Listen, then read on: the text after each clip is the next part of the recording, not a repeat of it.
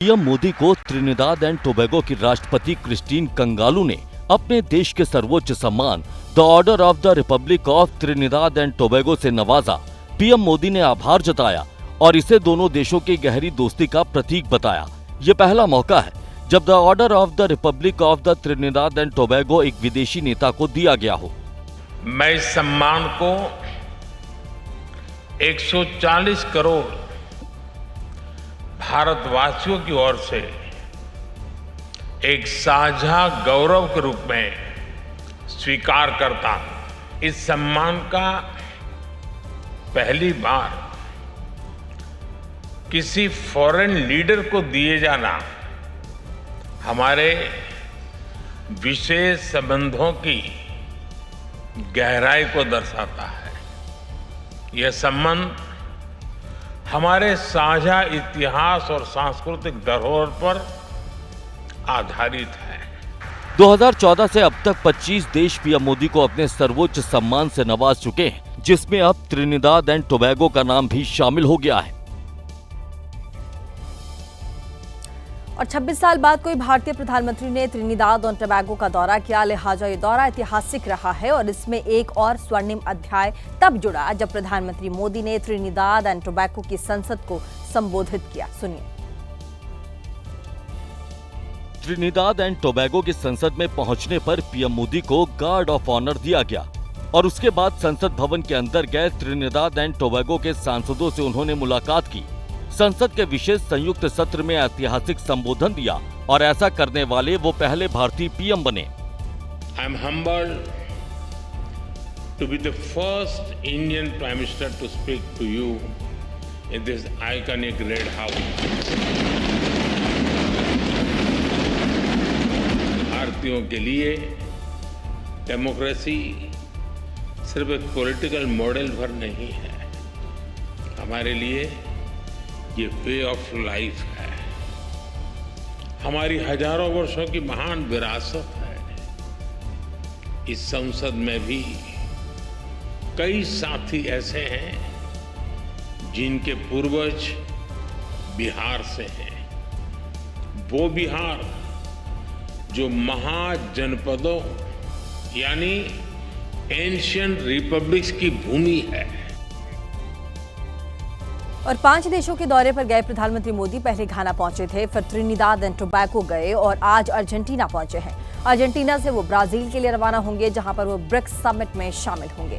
आपको बता दें, उनका ये दौरा बेहद खास होगा, लिहाजा प्रधानमंत्री मोदी के ब्राजील पहुंचने से पहले एबीपी न्यूज की टीम वहां पहुंची है, ताकि प्रधानमंत्री मोदी के ब्राजील दौरे से जुड़ी हर खबर, हर तस्वीर आप तक सबसे पहले और सबसे सटीक तरीके से, सबसे सटीक विश्लेषण के साथ आप तक पहुंचा सके। और आपको बता दें कि ब्राजील में तैयार है, सबको प्रधानमंत्री मोदी के आने का इंतजार है। खास तौर पर भारतीय समुदाय के लोगों को जो अपने प्रधानमंत्री की एक झलक पाने को बेकरार है, उनसे मिलने के लिए, उनको देखने के लिए और उनसे बात करने के लिए। आपको बता दें, उनके बात सुनने के लिए लोग बेकरार हैं। साथ ही भारतीय समुदाय के लोगों की ऐसी ही एक टोली से मेरे सहयोगी विशाल पांडे ने मुलाकात की, बात की और ये जाना कि आखिर प्रधानमंत्री मोदी के स्वागत के लिए किस तरह से तैयारियां की गई हैं, कितना उत्साह उनमें भरा। देखिए।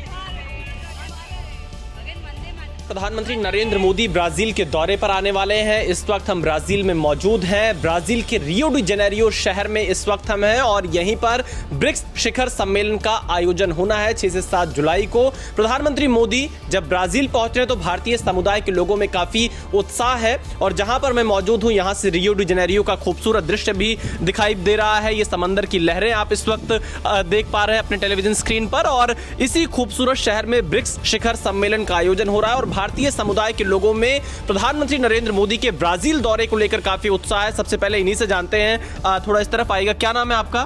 पूजा शाह। पूजा, क्या तैयारियां हैं प्रधानमंत्री के इस दौरे को लेकर?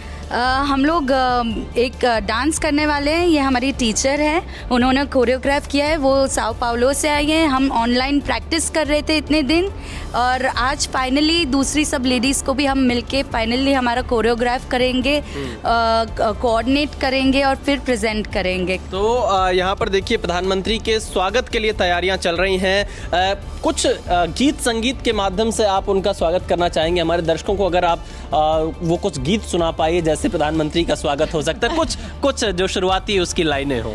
जी, इस बार हम हैं जो कि देश बहुत अलग अलग परिस्थितियों से गुजरा है कुछ पिछले महीनों में, तो हमने उसी पर आधारित एक डांस प्रिपेयर किया है विच इज़ पैट्रियोटिक, और उसी के माध्यम से हम प्रधानमंत्री मोदी जी और हमारी जो सेना है, भारतीय सेना, उनको एक संदेश देना चाहते हैं दैट हम लोग आप लोगों के बहुत आभारी हैं। क्या संदेश है, कुछ अगर उसकी लाइन ये एक संदेश है कि हमारा जो तिरंगा है वो हमें एक अलग ही उत्साह और जीने की जो अभी उम्मीद दे रहा है, उसके साथ हम उनका बहुत आभार प्रकट करना चाहते हैं। और जो सॉन्ग का नाम है वो है जो मेरा देश है हम उसको प्रणाम करते हैं, तो नमामि हो, जो जिस पर हम परफॉर्म करने वाले हैं।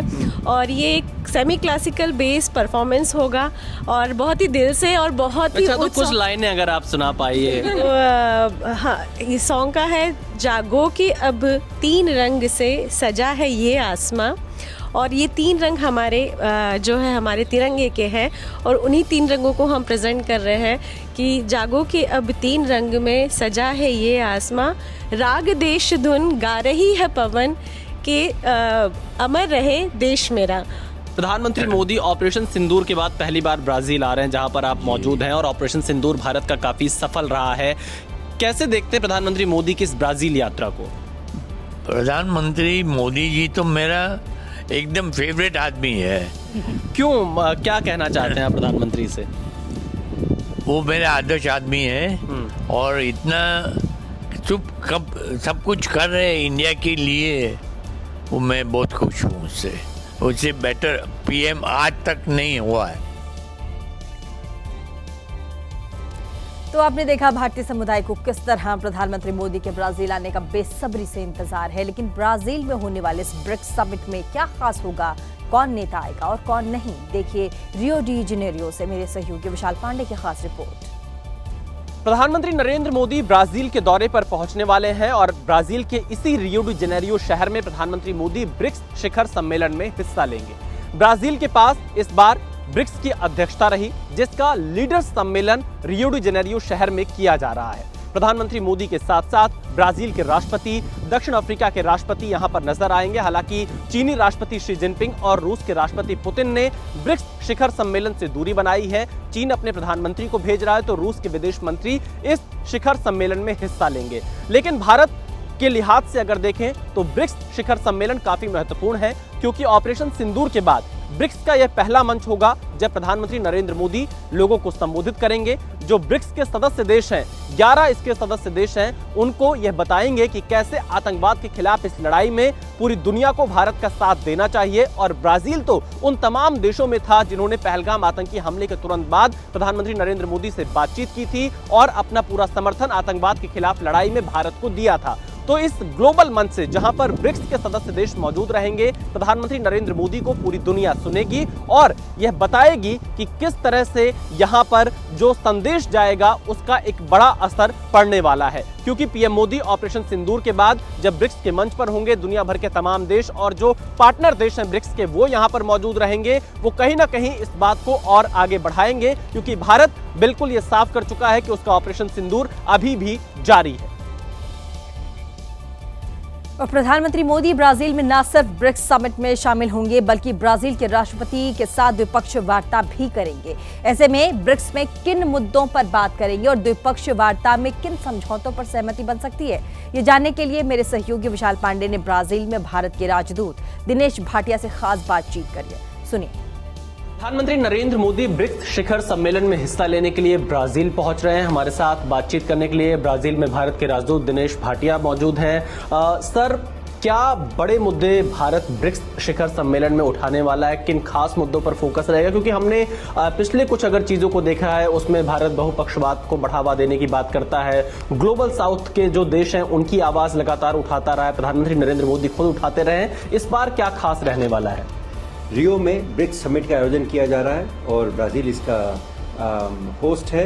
और हर बार की तरह एक मेन मुद्दा जो है ग्लोबल गवर्नेंस रिफॉर्म का है, ग्लोबल गवर्नेंस और फाइनेंशियल इंस्टीट्यूशन रिफॉर्म का है। उसके साथ साथ ब्रिक्स में बहुत सारे मुद्दे और जुड़े हुए हैं। आर्टिफिशियल इंटेलिजेंस की इस बारी बात हो रही है, डिजिटल कोऑपरेशन की बात हो रही है, क्लाइमेट चेंज की बात हो रही है, क्योंकि क्लाइमेट चेंज इसलिए भी इम्पोर्टेंट क्योंकि ब्राज़ील नवंबर में यहाँ पर COP30 की मीटिंग ऑर्गेनाइज करने वाला है। तो उसके चलते हुए ये क्लाइमेट फाइनेंस, क्लाइमेट चेंज दोनों इनके सबकी मिलकर के बात हो रही है। और भारत हमेशा इस पक्ष में रहा है कि ग्लोबल गवर्नेंस को जो है कंटेम्प्रेरी रियलिटीज़ के हिसाब से बनाया जाए। तो ये मुद्दा हमारे लिए मेन रहेगा। इसके साथ ही हमने देखा जब पहलगाम में आतंकी हमला हुआ तो ब्राजील के राष्ट्रपति ने प्रधानमंत्री मोदी से फोन पर बातचीत की और आतंकवाद के खिलाफ लड़ाई में ब्राजील ने अपना समर्थन भारत को दिया। उस लिहाज से ये दौरा कितना महत्वपूर्ण है और क्या इस दौरान भी जो आतंकवाद के खिलाफ भारत हर मंच पर मुद्दा उठाता है, ब्रिक्स के मंच से भी इस मुद्दे को उठाया जाएगा? ब्रिक्स के मंच पर अगर आपको याद हो 2021 में जब भारत ने अध्यक्षता की थी ब्रिक्स की, तो उस समय में एक डिक्लेरेशन जारी किया गया था सभी राष्ट्राध्यक्षों के बिहाफ पर। हाँ। और ब्राज़ील के साथ जो द्विपक्षीय बातचीत में भी मुद्दा रहेगा। और इस बार हम एक कोशिश कर रहे हैं कि MOU ऑन काउंटर टेररिज्म, हाँ, ये इस कंक्लूड हो जाए प्रधानमंत्री की विजिट में। हाँ। और वो शायद आपको खबर मिल जाएगी मंगलवार को जब बातचीत होगी, उसके बाद में जो अनाउंसमेंट्स होंगी। तो ये एक मुद्दा है कि हम इसको MOU साइन करके कोलैबोरेशन करें। एक अंतिम सवाल, क्योंकि ब्राज़ील के बाद जो चेयरमैनशिप है वो भारत के पास आ रही है, भारत कितना तैयार है और यहाँ से क्या तैयारियां रहने वाले हैं? भारत ने तो जो जिस हिसाब से G20 किया है 2023 में, उसके हिसाब से तो हम किसी भी चीज़ के लिए तैयार हैं। तो इतना अच्छा ऑर्गेनाइजेशन शायद दुनिया में कहीं नहीं हुआ होगा जो हमने किया। और मुझे लगता है भारत अब जो ब्रिक्स की जब चेयरमैनशिप करेगा अगले साल 2026 में, तो हम उसको पूरे तरीके से अच्छे तरीके से निभाएंगे। बहुत धन्यवाद।